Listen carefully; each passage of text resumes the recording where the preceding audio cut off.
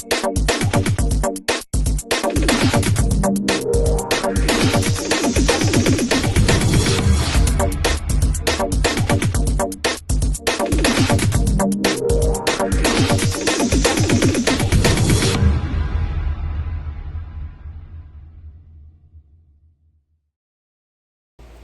guys, Lynn Kenning here again and welcome back to my channel. So today, off day na naman natin.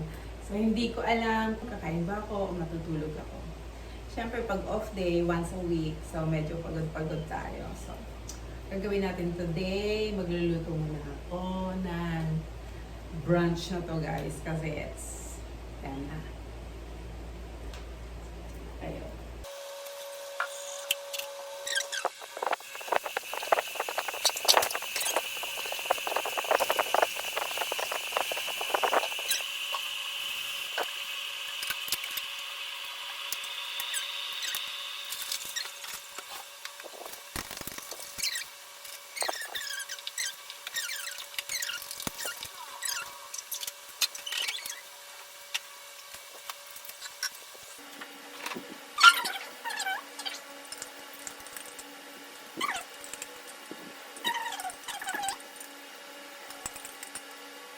Check natin kung pwede tayong makakuha ng gulay.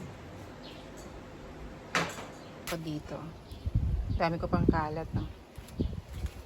So, ito yung papaya na hindi na lumaki-laki. At marami akong sili.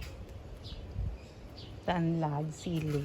And of course, mayroon akong pechay tsaka kamote. So, magkuha tayo ng pechay. Tapos, iba-blanch lang natin. Ipitasin na natin yung bayabas natin. Maliit pa.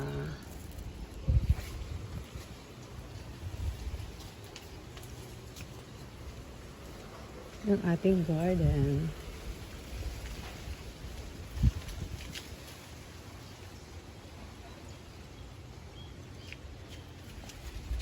Marami na naman siyang bunga.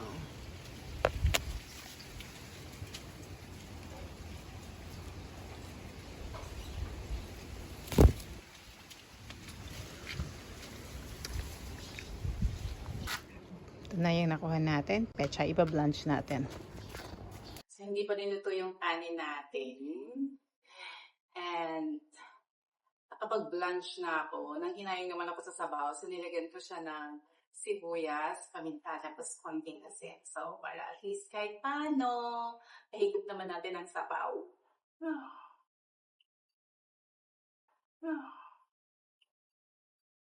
Super hirap kasi guys mag low fat diet pag nag-workout tapos hindi ka nagluluto. Kasi sa dorm namin, hindi pwede magluto. So pwede ka lang steam, magtimpla ng kape, oatmeal and all that. So after that, bibili ka na sa mga palengke. Siyempre, pag bibili ako sa palengke, bibili ako sa mga kaligid. Bibili mo na ako, siyempre, hanggat maaari, kung may gulay, gulay lang.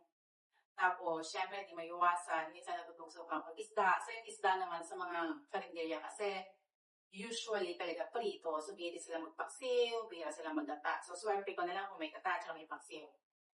But mostly talaga yung pinapartner ko doon sa gulay is yung pritong isda. At least kahit pa paano hindi naman masyadong, alam mo yan, nakabalance naman siya. So, hindi masyadong full prito. So, yung ginagawa ko, yung last ko talaga na fast food, like yung fried chicken, yung last month pa yung kami ng friend ko na bisita iglesia. So, yun yung pinaka-last ko. Hindi pa ako nag-fast food.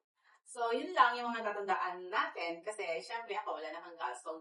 Pero guys, masasabi ko sa inyo, meron akong mga kaibigan. Yung anak ng kaibigan ko, 2 anak niya na wala nang gastong. Pero kumakain pa rin sila ng normal. But the thing is, syempre bata pa sila. Dahil ako naman matanda.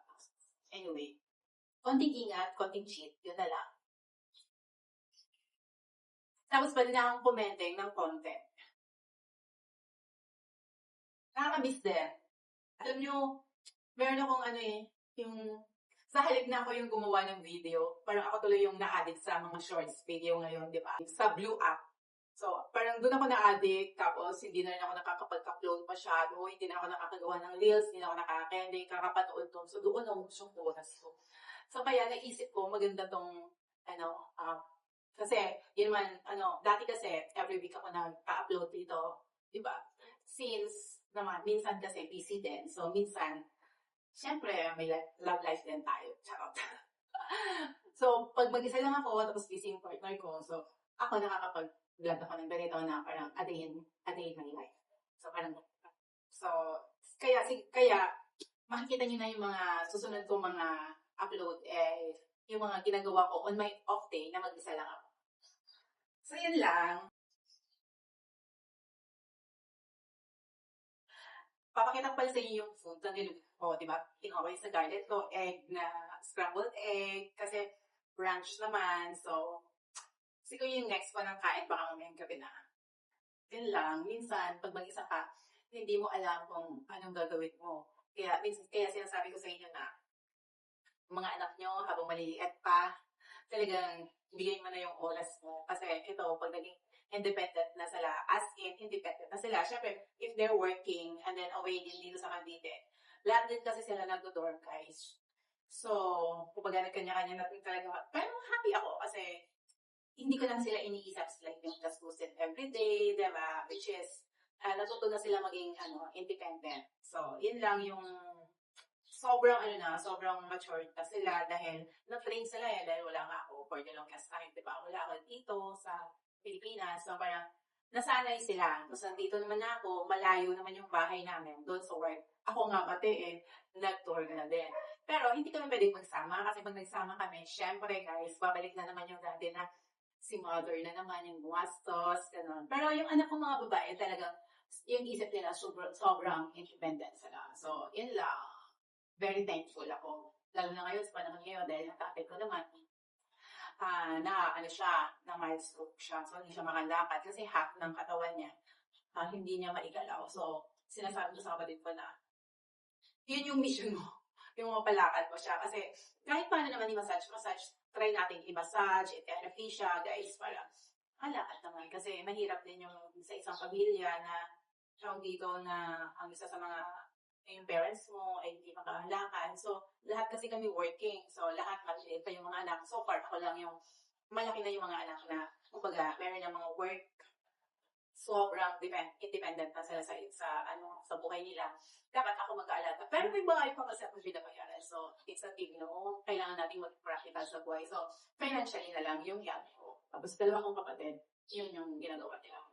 Sila yung nag-aalaga sa tatay ko. Pero hopefully, yung mga iba kong kapatid, makagawa din sa para. Yung kwento ko for today. So, finally, kakain na tayo. So, syempre, nag-rice tayo today. We have our scrambled egg and yung blanch na nauwi sa sinabawan. Oops, makikita nyo ba? Kasi baka matako. There. Galing sa garden natin. Galing sa ating garden. So, thank you, Lord, for the food. So, let's eat, guys. Ito yung buhay natin pag mag-isa lang tayo.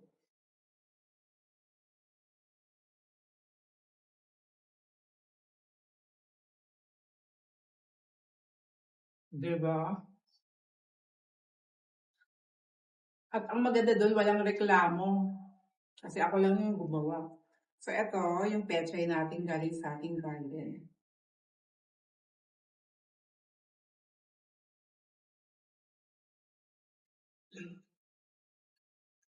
Low-fat diet. And then yung ating sibuyas.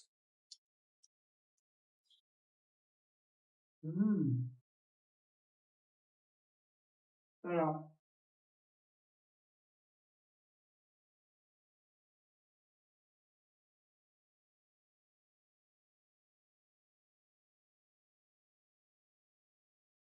Thank you so much for watching. Don't forget to like, comment, share this video, and subscribe to my channel.